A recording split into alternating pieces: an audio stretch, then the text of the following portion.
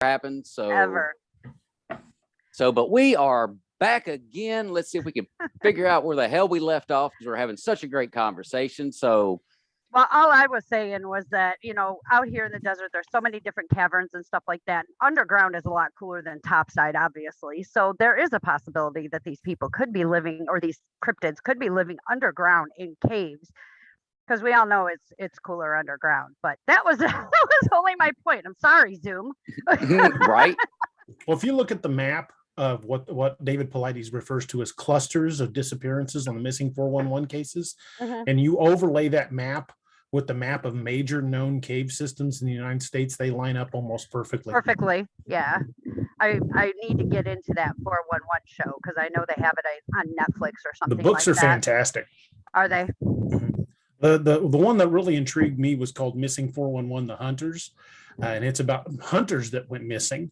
And I've interviewed several people over the years. I know a couple that I could call within, and bring them on if you wanted to. But I know a lot of guys that were deer hunters that said they had one in their scope and refused to take the shot because they weren't sure if it wasn't a person in the suit or if it was a human, because it looked too human to take the shot. And I know a couple guys that quit deer hunting completely because of what they saw in their scope. Wow. I think the Missing 411, the hunters, are the guys that took the shot. Yeah. Wow. And pissed them off. Exactly. Yeah. Either that, or they might have even dropped it, but I sincerely doubt it was alone. Well, I could just imagine if it were a case where a hunter shot one and it turned out to be a juvenile and the parent was with it.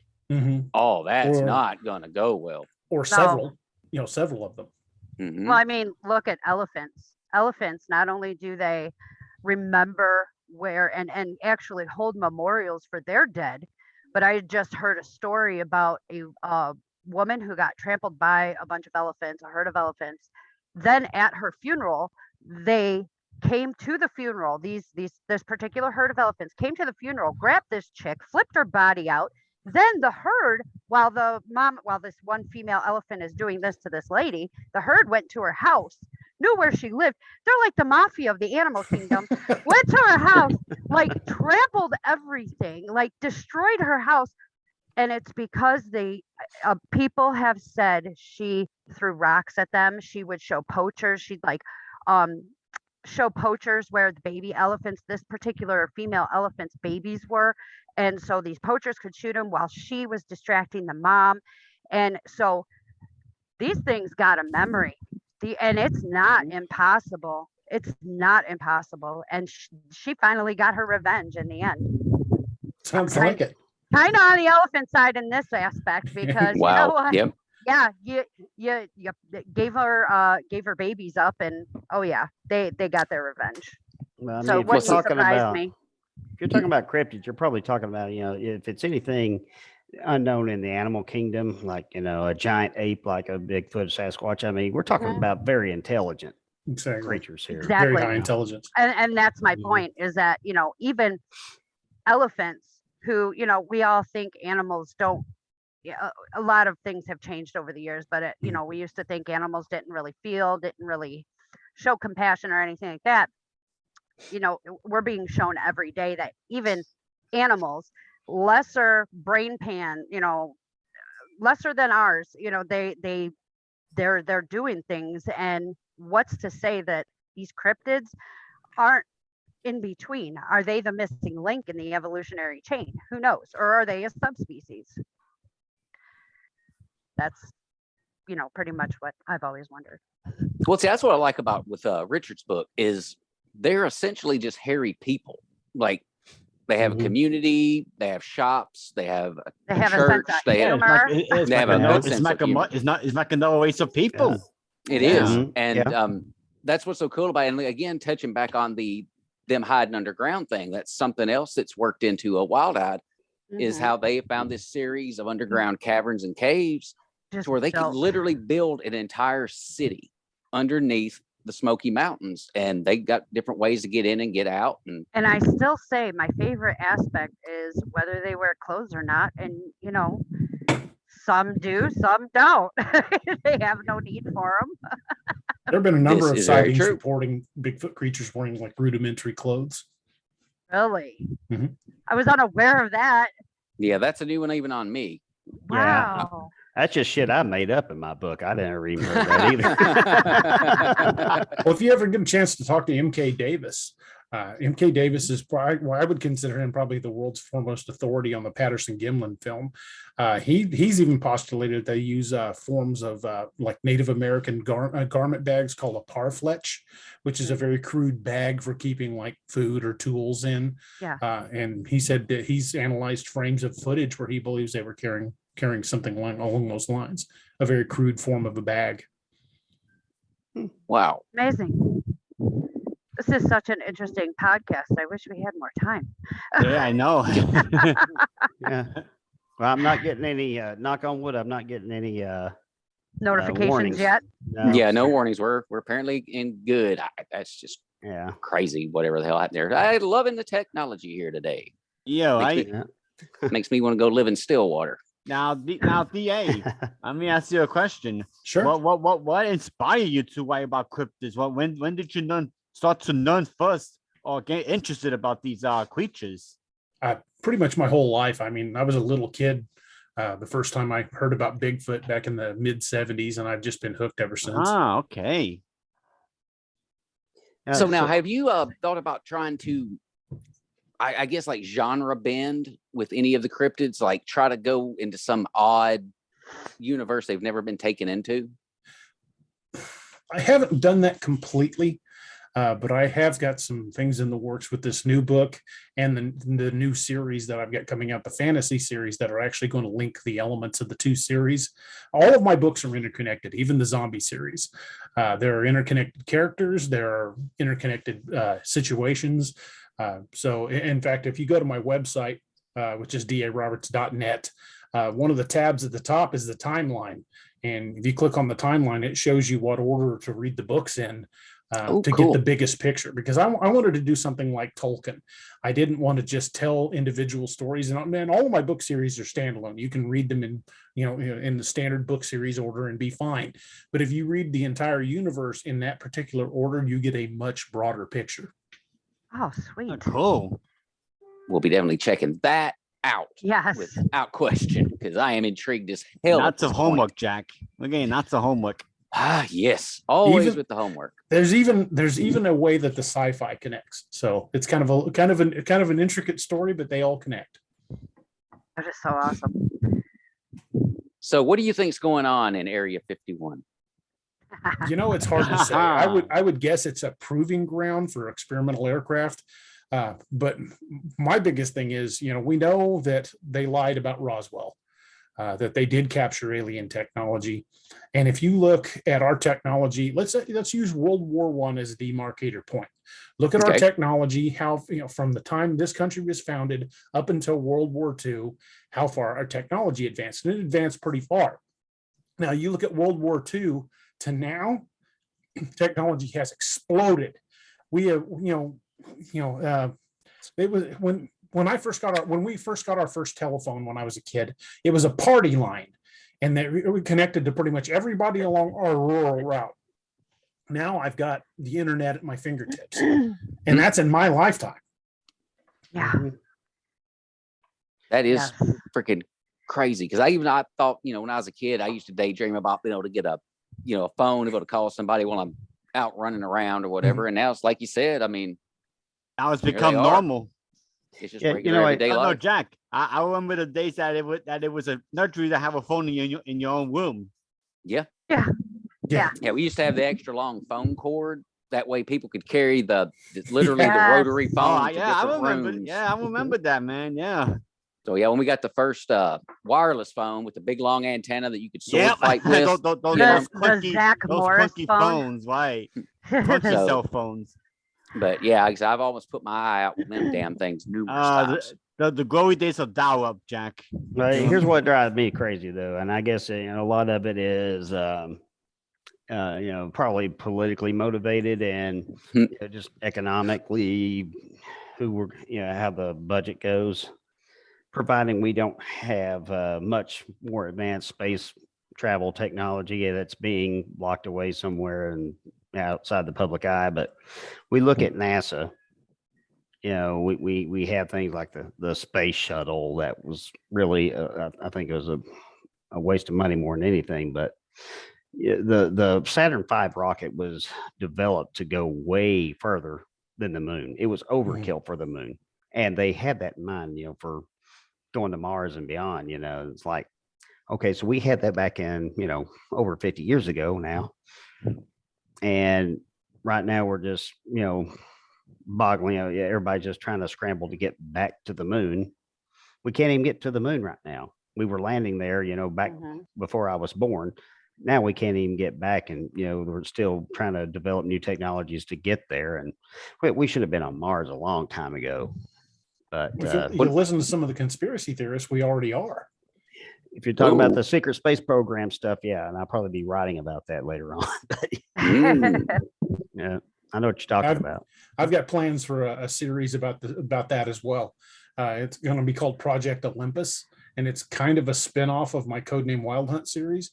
It's going to be a military unit that's put together to deal with alien threats. Wicked. That's cool. It's what I love about the human imagination, especially from you guys, because if I had a story to write, I'd write it. I don't. That's why I rely on y'all for exactly what we're talking about here today. Just stories that I can get into that just take me to a whole brand new universe, a whole different place. And you do such a good job of making the stuff believable to where I can walk away from a book going, oh shit, I might want to keep my eyes out next time I'm in the woods, what the hell? How is it you guys do those things? Is it something where you are literally just writing something you want to read, or is there more to it than that? I think it's the first one, Jack. I think we try to write something we want to read first. I mean, I know the idea is to write something the other people would want to read, but there's no point of it if you're not enjoying it, and readers can tell when you enjoy something. Like you in my newest book right now, you can tell I enjoy it. So I think the first thing is you have to enjoy what you write. Yes. I think the real key to success for any author is people lose sight of the fact that your best authors are also readers. All of us here talking about all the books we grew up reading. If you're not constantly studying your craft and studying how other authors do things, you're doing yourself a disservice, because your own writing is going to stagnate. The only way you're ever going to continue to improve your own writing is by studying how other people do things and try to do it better than you did it yesterday. I don't view any of you guys out there, any other author, be it Stephen King or somebody that's just now about to publish their first novel, I don't view anyone like that as my competition, because I've got a bookshelf over here behind the green screen that's probably got 100 different authors on it, and that's just one shelf. There's room on the shelf for all of our books. There are so many stories that we can tell, and I don't see any other author as my competition. In fact, I encourage other authors because I love to see their perspectives on stories I haven't told. I love that, being a new person who's coming up and writing myself. I love that. She's writing her first book right now. That's fantastic. And I tell people this on my podcast, and I say it on my blog. I am an open book.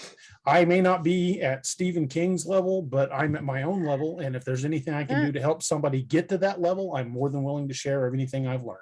I think you guys are better than Stephen King. Stephen King was just a drunk cokehead who wrote books. Most of his stuff didn't even make sense. There's two distinctly different Stephen Kings. And I don't know if any of you guys have noticed this, but when he was hit by that car and almost killed, his writing changed. And I think it was better before. Fine. That's true, because I know that I gravitate more towards his older stuff than his newest stuff. Right. Salem's Lot, in my opinion, is his masterpiece. But if you look at some of the newer ones, I'm just like, Yeah, Mike, it misses the mark. Right. Yeah, Salem's Lot scared the not quite what it once was. Now, here's another point I want to make. You can give the same story to 10 different authors, and you're gonna get 10 different ideas. You're gonna get 10 different ways of telling the same story. Absolutely. I've had authors that were like just starting out, trying to publish their first book.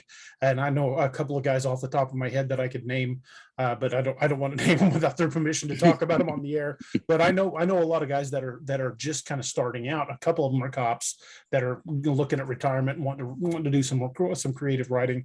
And I tell them all the time, I'm like, well, first off, write for yourself, write what you love, and that's going to show through. And write believable characters. Even if you got to base them on people, characters are what drive your story. Without good characters, your story's going to fall flat. You've got to have characters that are interesting, characters that act the way people would act, and you've got to let them be themselves. You should never make your characters do things that's against their nature just to further the plot. Let the characters drive the plot. I've got one character in my Wild Hunt series named Frank Margolin, and people just love that guy. He's an absolute idiot, hell of a soldier, but just an absolute idiot. And even I'm astounded at the crap that comes out of his mouth sometimes. I'll be typing, I'm like, oh, where the hell did that come from? Because I got these characters' personalities so mapped out in my head that I just let the characters just run with it. And sometimes it changes the story entirely. I end up going in a different direction because that's where the characters pursued.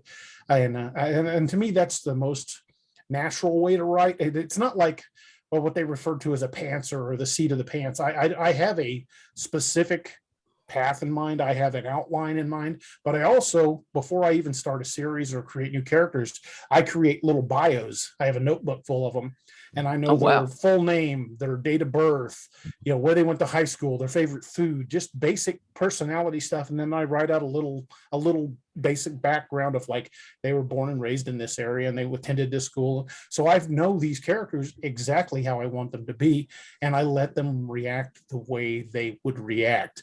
I could be completely unnatural for a character that you created who was a cop to overlook somebody breaking the law. I mean, it's just, it's not a natural behavior. They're like, oh, it's not a big deal. We'll just let him go. Depending on the thing, I've caught kids doing stupid stuff and sent them home to their parents. But, major crimes, you would never see a cop just look the other way because somebody shot somebody. Right. So you've got to let the characters drive the story. It's just one of those things where the story has to feel organic, and in order to do that, you've really got to put yourself, a big chunk of your heart and soul, into those characters, and then let them shine. Hey guys, I'm gonna have to dip. My neighbor needs me, so I'm gonna. Alrighty. Right. All right. Angel. Thanks for coming, man. Hey, thank you. I'll be checking out your work soon. Okay, buddy. Awesome. Sounds great, man. Thank you. Take care, Angel. Talk to you later. Okay, so one thing is a good point that you made about the character bios and everything. That I do those as well, and I found it very helpful to provide to your editor, and especially to my audiobook narrator. He wanted to get into the minds of some of these characters so he could, bring them to life, and right. And so I provided that to him, and it really helped out tremendously. Yeah, the dulcet tones of Stephen Vernon. God, I love that guy's voice. Oh yeah. So now, your books, obviously, you got audiobooks. How did you go about figuring out what voice you wanted for your audiobooks? Well, yeah, that's a kind of a fun story there. I'm just a hillbilly from the sticks of Missouri. And in my heart of hearts, that's pretty much all I'm ever going to be, is a farm kid from Route 3, Lebanon, Missouri. I lived on Route 6 in Columbia, Tennessee. So a lot of my characters that are from, I write a lot of my fiction is centered around the Ozarks. So a lot of the characters are from there. And I wanted somebody that would kind of have that kind of redneck sound to them almost. I've worked hard to not sound like, not to say, how y'all doing and stuff like that all the time, but I still, especially when I get around my family, the inner redneck really comes out. But I started looking for people that just had the right tonal voice, and kind of stumbled into that by accident when Cameron Buckner from the Dixie Cryptid podcast contacted me and said he enjoyed my books. So now he's doing my Codename Wild Hunt series. That's sweet. Cool. So you didn't, this is like an ACX person. You got this person from another podcast? Yeah. He's a fantastic narrator. He's got that that kind of slow Southern drawl to his voice. And he really brings the books to life, and it just does a great job. And I've got another couple guys lined out. Carrie Davis, a good friend of mine, is going to be doing the Lakeview Man series. Cool. And so I look for people that don't give that. It was the best of times. It was the worst of times, because I don't talk like that. I'm just a hillbilly kid from the sticks of Missouri, and I kind of like to have that kind of drawl to it, that kind of vernacular. People understand when I say ain't or how y'all doing or stuff like that. People that, when I say I grew up on brown beans and ham and cornbread and fried potatoes, they're like, yeah, I know that. That was every Thursday. So I have that kind of connection. So I look for people that have similar life experiences to kind of do my stories, because I think that gives them more of my voice at the same time as their own. I actually, for my first book, I'm having 3 of my characters are based off of real life people, and the 4th character is just somebody I made up. So I kind of have, I've got people that I can model it after, but then I have the one that I'm going to learn how to develop character storyline. So I'm trying to do it both all at the same time.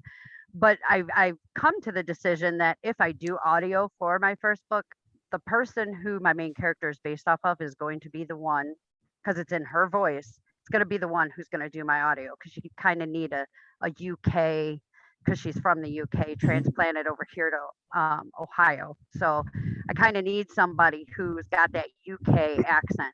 And of course, who else better than the main character that it's after? So Absolutely. That's a good choice.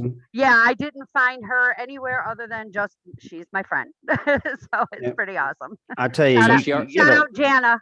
If you get a good voice actor, they can change the accents up and everything. But like, doing European accents and so forth and so on, a lot of these good voice actors can do that. But one thing I've found, and I've harped on this before, is having a narrator can do an actual Southern accent. They can do all these different accents. They can sound Australian, German, or whatever, and sound authentic. But when they try to do Southern, they sound like, fucking Colonel Sanders. They're just terrible. Oh boy, a parody of Southern. I've heard that it's really difficult to find people who can get that perfect Southern draw. I went down to the river to catch me some carp, and I didn't have the right bait. Now we don't sound like that, and we don't eat carp. No. When you have to explain to them what gigging is, it's probably the wrong narrator. Yeah. I don't know what that is, but I'm I'm a Yankee, so I know a gig. Frog gigging. Yep. Done that many, many, many times. Yep. I know what noodling is. That's it. Yeah, I'm not doing that. I've seen that done. That's not insane. That's stupid. No way. Yeah. No, I am not jamming my damn arm up in a catfish's mouth. Screw that. Yeah. I know a guy that was doing that and lost a finger to a snapping turtle. So I'm go. Yeah, exactly. You don't. There's more than just catfish. Reach up in there and find the damn snake. Yeah, you might stick your hand into a nest of cottonmouths. Ooh. Okay. Yeah, it's not doing that. Yeah, see, not all Southerners are idiots. Sounds like deadly business. Yeah, rod and reel for me. Wow. Yeah, I'm right there with you, man. Mm-hmm. Although that does remind me of the embarrassing story. Once a woman I was dating several years ago, she took me to her family's farm down in Alabama, Albertville, and they had a big catfish pond. So I'm out there, got my line out, got my chicken livers on. I'm trying to catch me some fish. Well, I'm watching this little crazy heifer. She's just walking around the bank, stomping on the rocks with a net in the water, and she's just scooping fish out left and right. And I'm like, that is not how you do it. So, that's cheating. Sport. Where's the sport?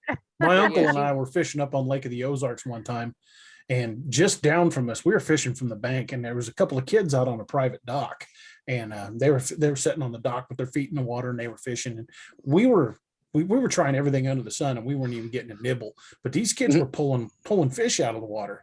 And I got to watching them when they had a brown paper sack that they were baiting their hooks out of. I'm like, what the heck are they using? And every once in a while, one of them would reach in that bag and pop it in their mouth. And I'm like, all right, I got to go find out what they're using for bait. So I took my pole out, set it on the bank. My uncle's watching me, and I'm like, hey, you guys mind if I ask you a question? I'm like, sure. Like, what are you guys using for bait? You're catching fish left and right, and you're eating it. And they go, gummy worms. I'm like, you're fishing with gummy worms? They're like, yeah. So my uncle and I went to the store and we got a bag of gummy worms. And it worked. It worked. We were catching catfish left and right. Holy crap! Oh, they got a sweet tooth, huh? Yeah. I wonder how they would do with like Sour Patch Kids. That could be work. fun. I I love Sour Patch Kids. that's a new Those one on hurt me. my mouth. For real. I've never heard of that one, and I've been around some really crafty Southern folk. Never heard of that one. Be kind of funny seeing a catfish, coming out of the water. Well, don't he already do that though? Catfish, not so much. Got a big wide mouth. One quick question. I mean, with all your research on cryptids and everything, have you ever had any experiences or possible encounters? Well, back in 1986, I was sitting in a deer stand on my uncle's land, the same uncle that told me he had creatures on his property. And it was early, really waiting for the sun to come up, and I kind of dozed off. Well, I hear something approaching, and I thought it was my uncle because it was definitely on 2 feet, and I was up in a pretty good size oak tree, and I couldn't see around the tree, and I could hear coming up like stomp, stomp on 2 feet, and I'm like, wait, that's too heavy for Uncle Buddy. So I go, hey, who's back there? And it stopped, and I heard it take a breath. It was like. And then it turned and started walking off. And so by the time I got out of that tree and got around the tree, it was gone. But I could see impressions in the ground where something had approached on 2 feet. And about a year later on that same land, I shot a 12-point buck and something took it, picked it up and carried it off. Yeah. So I know for a fact those things are out there. And last year, in July of last year, me and Nick Valente from the North American Dogman Project spent several days in LBL, and we had a dogman sighting. Saw it just off the side of the road. Oh, wow. You saw the dogman? I saw it with my own 2 eyes. Damn. Holy That's crap. crazy. It was about 7 feet tall, about 30 yards off the road. When it realized I saw it, it turned and sprinted into a ravine, and it was moving fast.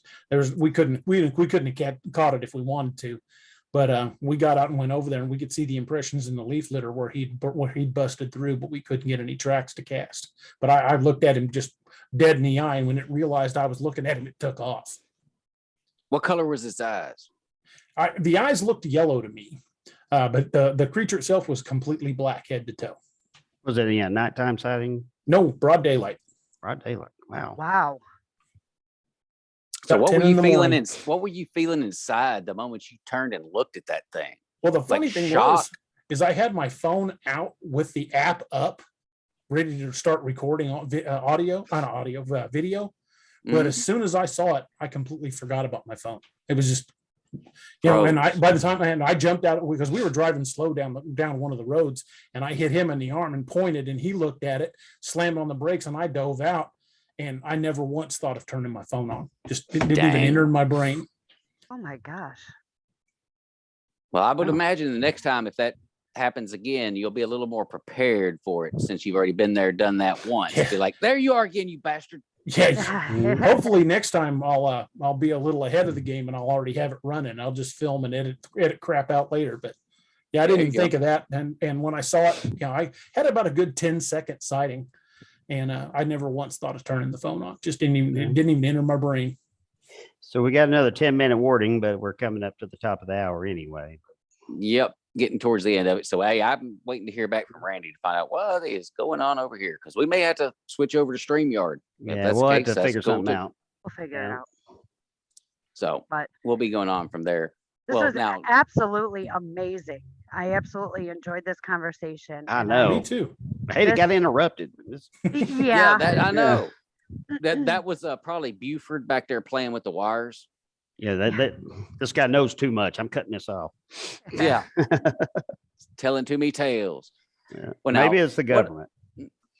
Could be that as well. Very Somebody well. get Scott on the phone. Get Scott Baker on the phone and find out what the heck is going on. Yeah, he's our former CIA guy, Yep. without a doubt. Well, guys, as we are coming up on the end of the hour, I always like to end the show giving everybody a chance to say, hey, go buy my stuff and here's where you'll find it. But first, let's get us a status update from the one and only Jennifer Amato, Potato, Amato. Tomato. How are you going with your book right now? Where are you at? This week was really rough. We had just a lot of things going on. Excuse me. Had a lot of things going on with our day job, but I did get in 1,000 words last night, so I was very happy when I had only done 900 all week. So, but it's getting there. We're getting there. I actually did a mock-up of my book cover, maybe even possibly change the title. So it's getting there. I'm shooting for November release date, and the closer that it gets, I will have more things solidified. But I just did start an author page, Jennifer Amato author, and it's on Facebook. So if you're not already a part of it, if you want to be, go ahead. Sign up. Fantastic. Richard Ryan Rose, where can we find you, my brother? Well, the Richard R. Rose author Facebook page, the richardrarose.com website has a link to my spring shop, so you can get all your wild-eyed Southern boy needs, in one location. Be at Texas Author Con in Dallas, Texas, at the Hilton Garden Inn. No, with Merrill David and several others. Yep, Merrill David and several other. There's 2 or 3 other written undead authors that are going to be there, and it's myself and 12 other authors right now. So it's going to be a pretty big event. So July 10th, be like from 2 o'clock to 7 o'clock Central Time. So come check us out there.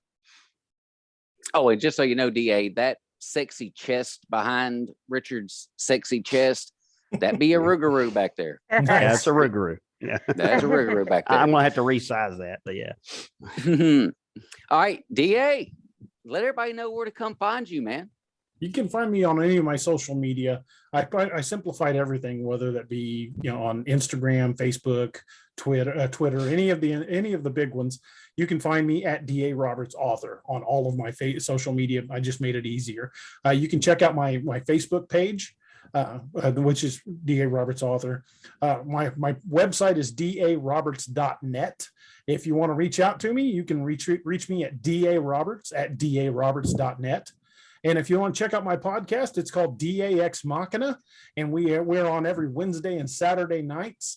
And you can find us on YouTube and also live stream to Facebook. Look for us at 8 p.m. every Wednesday and Saturday. Well, hey, watch out now. We might try to come invade your show sometime. Sounds fun. Oh yeah, I'd love to be on that one. All right, guys. Well, it's been another fun, even though eventful show this week. But once again, the Written Undead crew does not fail in bringing you the wonderful content and entertainment. So for Richard Ryan Rose, Jennifer Amato, Angel Ramon, who unfortunately had to split, and the guest of the week, D.A. Roberts, we are out. See you next week. Bye-bye. Good night.